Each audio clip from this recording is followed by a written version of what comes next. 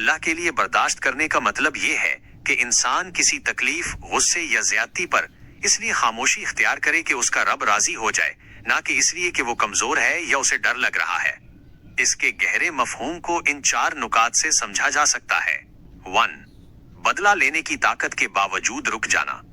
असली सब्र वो है कि आपके पास किसी को जवाब देने, उसे नीचा दिखाने या बदला लेने की पूरी ताकत हो, लेकिन आप सिर्फ ये सोचकर रुक जाएं कि अगर मैंने अल्लाह की मखलूक को माफ कर दिया तो मेरा अल्लाह मुझे माफ कर देगा।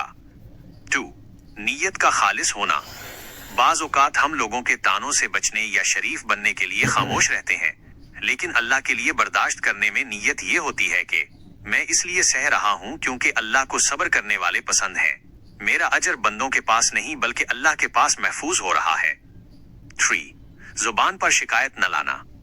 इसका एक मतलब ये भी है कि इंसान दिल में तो अल्लाह से अजर की उम्मीद रखे, लेकिन जुबान पर लोगों के सामने अपनी मजलूमियत का रोना न रोए।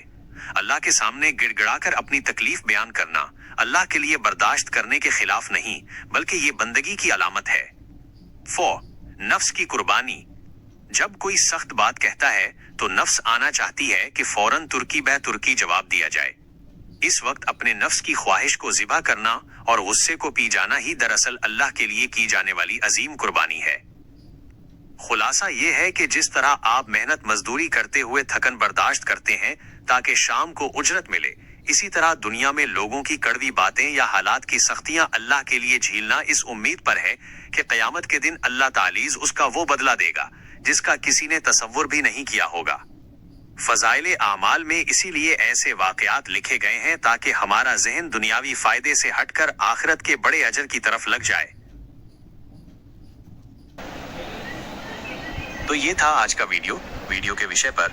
मुझे उम्मीद है कि आपको ये जानकारी अच्छी लगी होगी और ये आपके काम आएगी। अगर आपको ये वीडियो पसंद आया तो लाइक करना न भूलें, इसे अपने दोस्तों के साथ शेयर करें और अगर आप चैनल पर नए हैं तो सब्सक्राइब जरूर करें ताकि आप ऐसे और वीडियो मिस न करें। आपकी राय मेरे लिए बहुत महत्वपूर्ण है, इसलिए कमेंट करके बताएं कि आपको ये वीडियो कैसा लगा और आप आगे कौन से विषय पर वीडियो देखना चाहेंगे। मैं आपसे मिलूंगा अगले वीडियो में, तब तक अपना ध्यान रखें और सीखते रहें।